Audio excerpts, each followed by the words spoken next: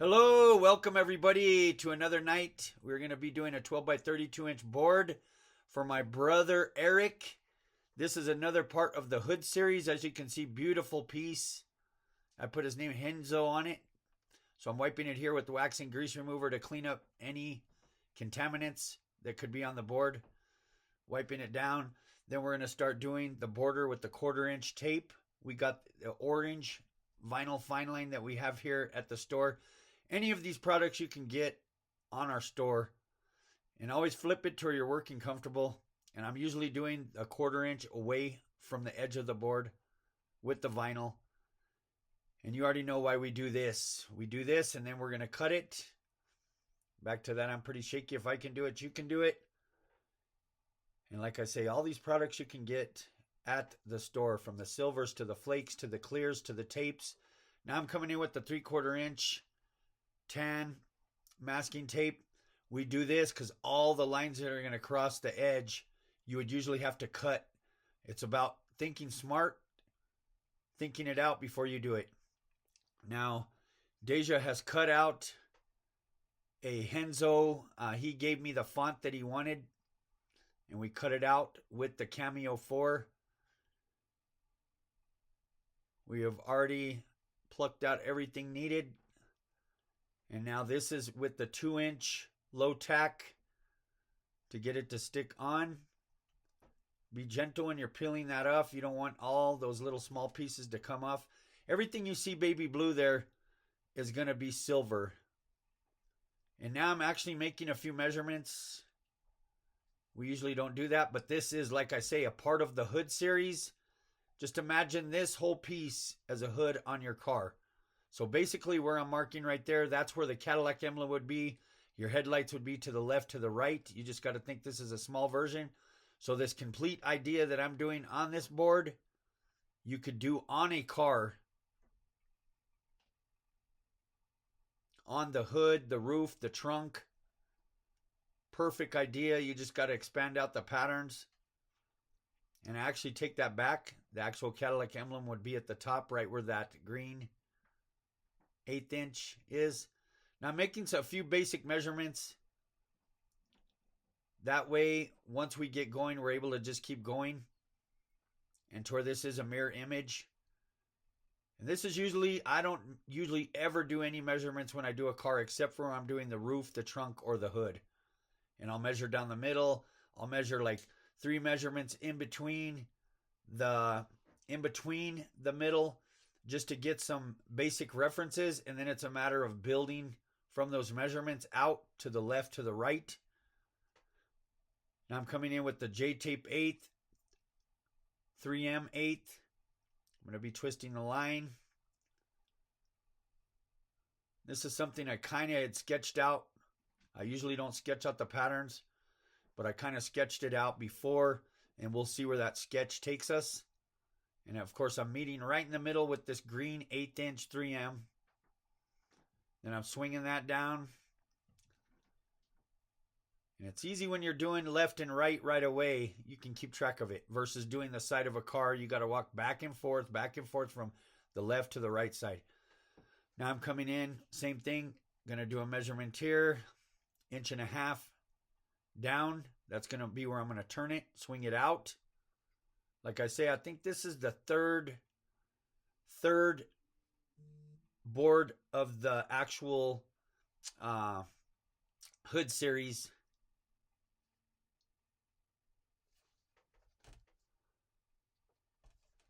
We appreciate you guys tuning in. Hope everybody's doing good. And this video, of course, chopped down by my brother Steven Mora. And from a 4-hour live, something like that, down to 30 minutes, directly to the point where you guys can follow along. And let me just tell you guys too, we offer these boards pre-flaked, already ready to go.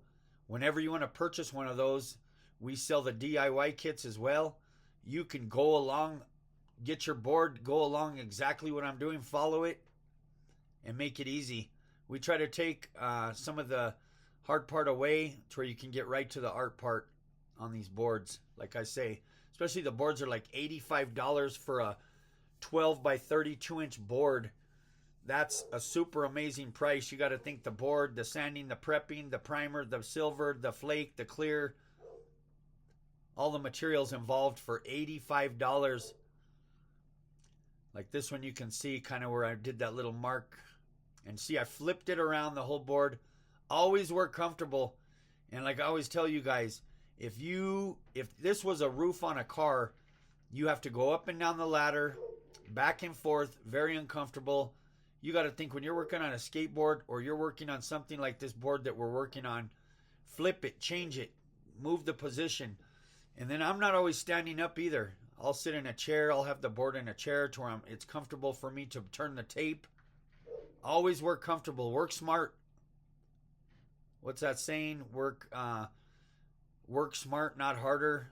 I mean, it just makes it a lot more easier. And you got to think, it's already crazy enough how many patterns I put on a car, let alone to make it super hard.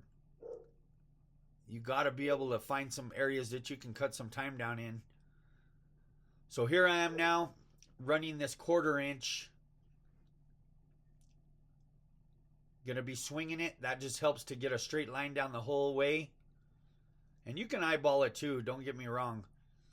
I'm just kind of trying to show you guys if you guys are trying to be exact to the T.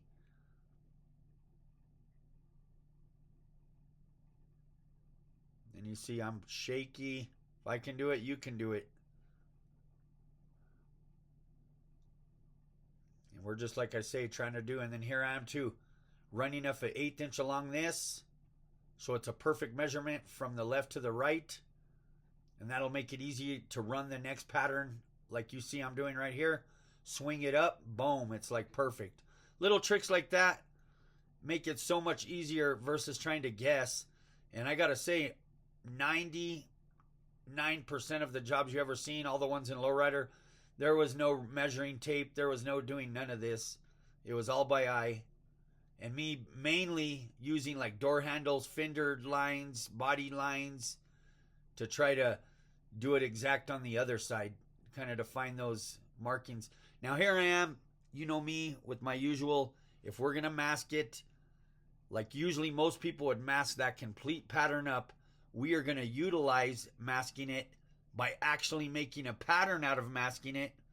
Like that right there, 1/2 inch is going to be a perfect nice little accent. We're going to shoot with the white to where it's going to pop. And you got to think I am going to end up masking it all the way up. But if you got to do this process anyway, why don't you think smart? Why don't you utilize it to where you're getting an extra design, extra detail out of it? I mean, do not take that lightly when I'm telling you. Most people would just mask that whole pattern up, shoot it, and you're missing the whole, all that time you spent to mask it up. It could have been a little something extra. So now here I am filling it in. This would be your basic fill in, the masking tape. That's what most people would do, and they wouldn't utilize that 1/2 inch. I'm telling you, a lot of people do not use 1/2 inch masking tape. That is one of the key tools for me for all the detail. And it's really good. As you can see, most of my lines I in my mind do the lines to where they're about 1/2 inch.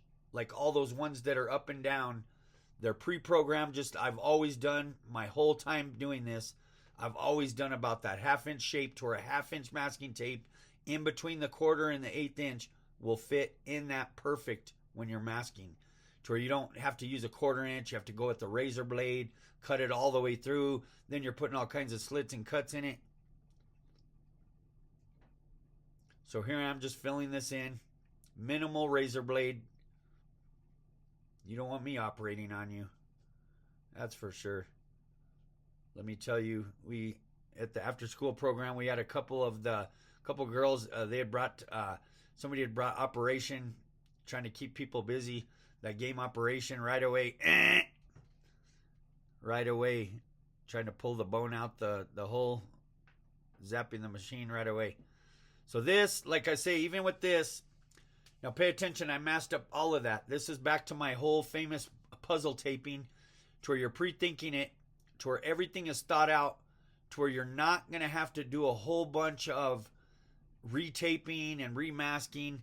Everything is pretty much ready to start spraying, once everything is taped, everything's ready to start spraying. You can just undo one piece at a time, and you can just continue to go instead of spraying and remasking and masking and remasking. Now it's a different story if you are if you're doing some crazy colors like purple and green, or some colors that don't go together. But this is back to those using some colors that you're able to just make it happen without a bunch of triple masking. There you see me again, super shaky, slicing with the razor blade.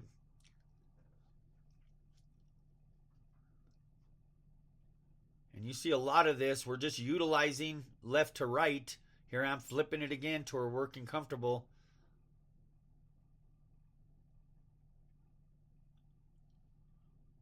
These are going to crisscross over those patterns, and since they're already taped up, it's going to just work out cherry. You'll see the whole process.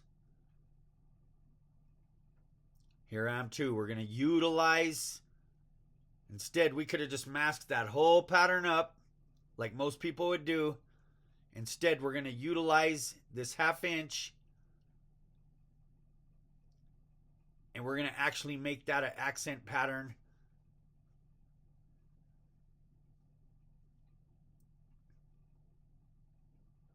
Here we go again. Like I told you guys, usually I make all the designs to where they're wide enough perfectly to fit a 1/2 inch inside of it. And that's just pre-programmed my style of what I've done. I always do. Let me tell you, back in the day, you know, blessed to be one of the people. Of course, my shop name was Innovative Styles, and we were still in the process of innovating styles, coming up with new pattern styles. You know, nowadays, like I always tell you guys, almost everything has been done. Tape's been turned, I don't care, round, twirls, circles, you know, scroll work, square pattern, S patterns, old school tape fades. Almost everything has been done. And, you know, we are still in the process back in the late 80s, 90s of still coming up with a lot of these styles. A lot of people just used 1/8 inch tape to do their patterns strictly. 1/8 inch and 3/4 inch masking tape. And I was one of those ones, 1/8 inch, 1/4 inch. Every other line was an 1/8 inch, a 1/4 inch. And then all my fades were always 3/4 inch. And this last, man, I've been using 1/2 inch for a while now. I almost don't even ever do a 3/4 inch fade anymore. Those seem like diesel size patterns to me, like super big. So we've kind of shrunk down the detail. Instead of 3/4 inch, you got 1/2 inch fades. Like you always know with my 3 shade 3 fade, you know, we're doing 1/2 inch, 1/2 inch, and 1/4 inch. And there might be sometimes where you do 3/4 inch, a 1/2 inch, and another 1/2 inch for the 3 tape fades. Here I'm plucking it out to where it's all ready to just unpluck. And now I'm filling it in. Like I say, this is just filling. And we could have just filled that in, and it would have just been one solid color inside that pattern. Instead, what you're going to end up seeing, what you usually see from me, is utilizing, if you're going to mask it up, why don't you just break out that 1/2 inch, run it around the edge to where you're going to have a beautiful 1/2 inch fade, depending on if you're shooting white and then candy over it, just glowing, popping with that extra detail. And then here we go here. So, and you know me, we are using green and tan just to where things look cool in the process. And we're running that 1/2 inch green right through the middle, simple, easy peasy. And then 2 tan 1/2 inch to the left, to the right of that 1/2 inch. And now I'm coming in with the 1/8 inch, an 1/8 of an inch away from the 1/2 inch. We're putting 2 of those on each side. And that's kind of something I've always done too. And like I say, there's no method to this. You end up writing your own method. Here I come in with the tan 1/4 inch, a 1/4 inch away from the 1/8 inch to the left and to the right. And then here we go here. I'm using this for measurement. And I'm putting the next one. I'm taking the middle one out. Usually you can just eye it, but here I am showing you guys. If you want to get it perfect, Then you're going to take out every other one. Boom. Same thing on the right. Easy peasy. It's just all detail. You see it all coming together now. Boom, boom, boom. It's all patterns. I'm trying to think, man, kind of it's basically art, geometry art. We're just doing cool stuff with different designs. And then this middle design too. Here we go. The 3 shade, 1/2 inch green, 1/2 inch tan, 1/4 inch green. Boom, coming in with some detail with the 1/8 inch. Then I'm going to cut it right here, slice it, dice it, pull it out. Then I'm going to come back in with the 1/4 inch for another shade. Slice it, dice it. Boom. Flip it. No, I'm not flipping it. But now I'm coming in. This is going to be too. Same thing. We'll put this through here. This would be the 1 inch low tack. Here we are starting with the white. And you know the white, this is my famous thing I always do. Shooting the white to kill the flake, to dull out the flake in that area. And then once we do, and it just, you talk about holographic, it will pop out. Let me tell you, like, you guys don't even get to see it. When you see it in person, you're like, wow, now I see what he's talking about. And of course, if you've already done it, which I know a lot of you guys do that follow me, that go and do the pieces, you guys that are shooting the whites, you're seeing just how much of a amazing effect that it gives just for a little bit of extra effort. People don't realize. So, and even with the white, putting that strategically in certain areas. Now I'm going to come in on these corners. This is going to look way cool. Boom. So we're going to shoot it with the white first. And then we're going to barely move it. A little bit of black to give it that 3D. Boom. See that 3D effect? So now we're going to peel these off. And then this color-wise, we're going to be playing with it. I have kind of an idea in my head, but you'll see. We're going to shoot. And we're going to shoot until I'm happy. We might change some things around, but all of these color combos, you're able to kind of spray over them, change them if you're not happy with them, with the tones. Coming in with cobalt blue here, though. Here we are again, going over it with the apple. So, of course, that's 3 coats. The ones that were very first shot. Now I went over it with another 3 coats of the apple. Now I'm peeling that right down the middle. Coming in with some purple right through the middle. Always a good color combo. Purples, blues, reds. And we'll play with it. If you don't like it, you can kind of go over them a little bit. So here we go again. Going to shoot a little bit of purple.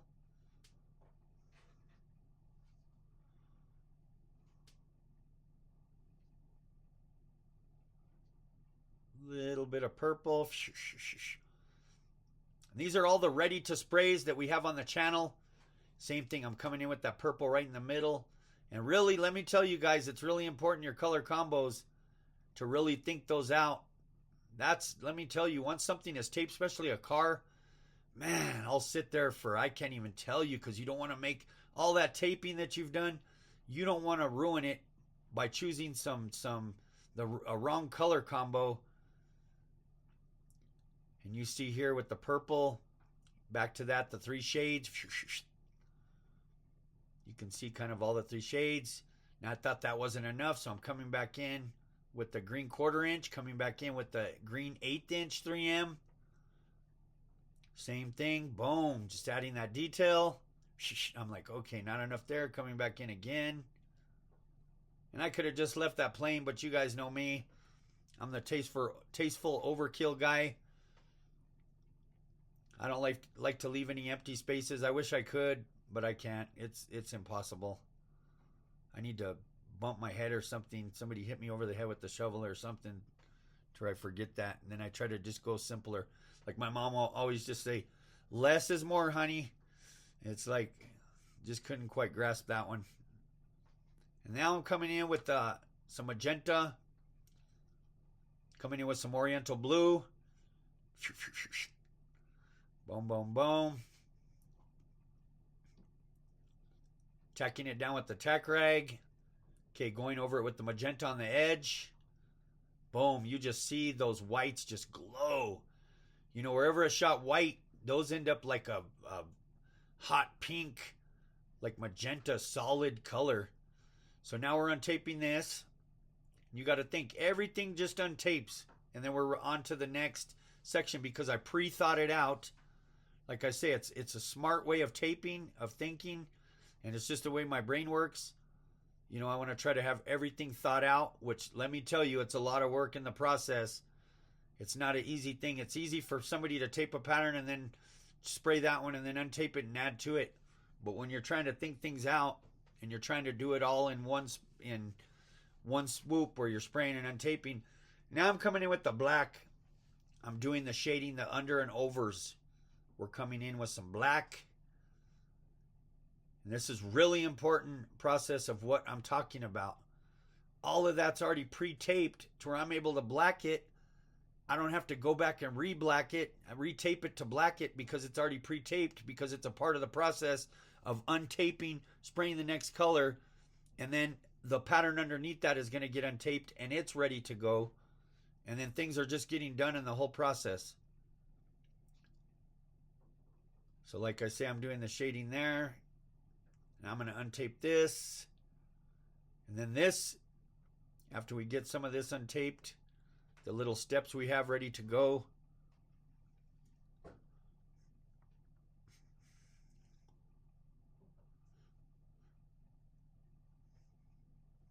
First thing taped, last thing sprayed. Last thing taped, first thing sprayed. So now I'm coming in with some purple over what we talked about, that 1/2 inch that I could have just masked the whole thing up. But why do that? Why don't you just add in pattern while you're masking? So look it. Boom. That's just going to be an added detail. And of course, we're going to come back and candy through there. It's like, man, if you're going to run a mile, make it worth it.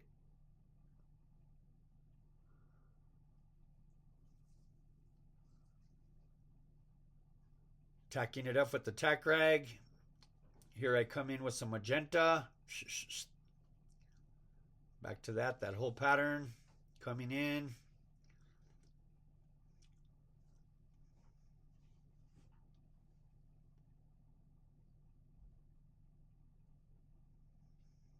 Till I'm happy with the shade of it.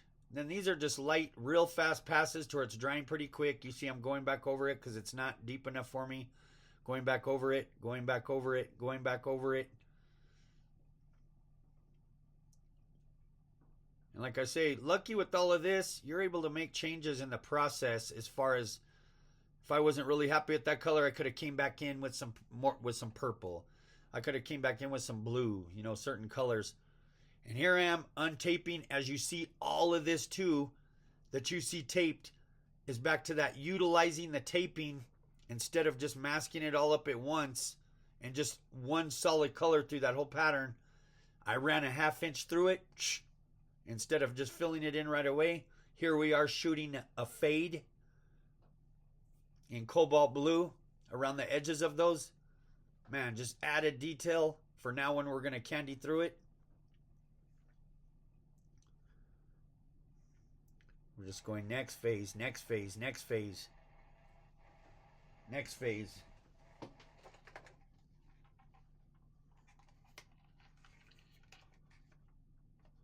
Now I'm coming in with some red.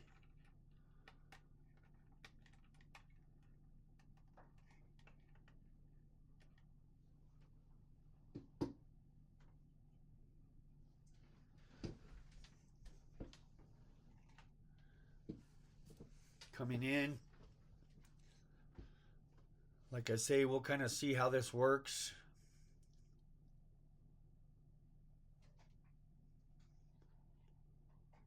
color wise. What's cool, you know, this was originally a almost 4-hour video, and my brother Steven Mora chopped it down, and Deja's helping me do the voiceover over it here. And of course, since this time, there's been a lot of people that have done this board. Super cool people, customers that send me work, and it's like, wow, you did an amazing job. And a lot of times, man, I see people duplicating the boards and they look better than what I did. You know, sometimes the color choices, you know, because sometimes when you're doing a board for somebody like this one, I think he pretty much let me do whatever color wise. I think he gave me a couple options, but you know, there's a lot of boards. I think the Lalani board that's green, somebody just recently did it in gold, and I was like, wow, that looks way better than actually in the green. So it's cool to see things that you come up with but in a whole different color.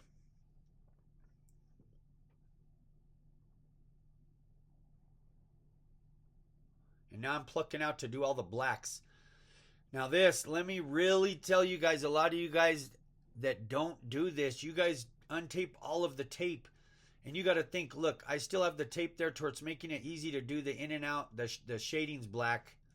The actual 1/8 inch and 1/4 inch is still there. And of course I got like a card to really help with that, to put it right there.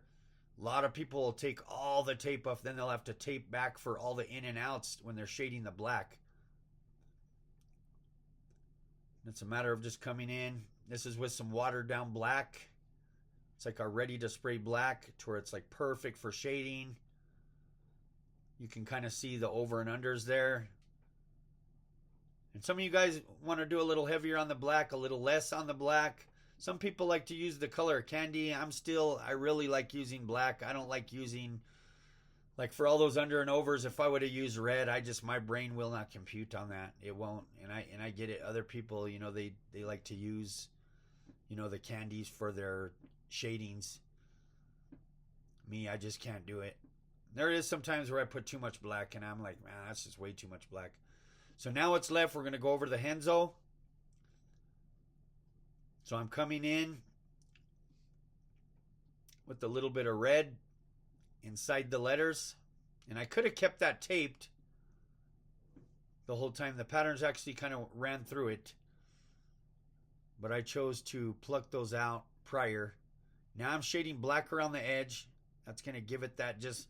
This is such a cool trick. If you do have a Cricut or anything like that and you're able to put something, man, it just makes it gives it that, you know, I like to teach, you know, all the students that, you know, putting something like that to give you an idea, you're going to run patterns through it. It just gives it such depth. Now I'm going around the black for all the patterns to go in and out, go underneath there. Of course, you really won't get to see it till we start clearing it. Now I am untaping the edge. Like I say, if we wouldn't have taped this edge with that 3/4 inch, you would have had to cut every one of those lines on the bottom and the top. Imagine all that cutting, chopping, just to mask up that edge. And this is always a pain in the butt, taking out the letters from the Cameo 4.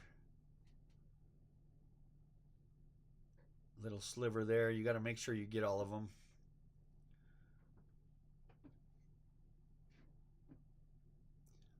And actually, who I did this board for, you ought to see the work that he is doing now. He just got doing 3 bikes that he did. My brother Eric Christopher. He made me some cups as well. But just did an amazing... He's been doing some amazing stuff. He's one of those quick learners. And he actually has a real job. And he's doing this for extra money. A lot of people are bringing him some Harleys to do. Can't wait to see what else he does. And this was a commission board that he paid me to do for him. Now I'm going around it.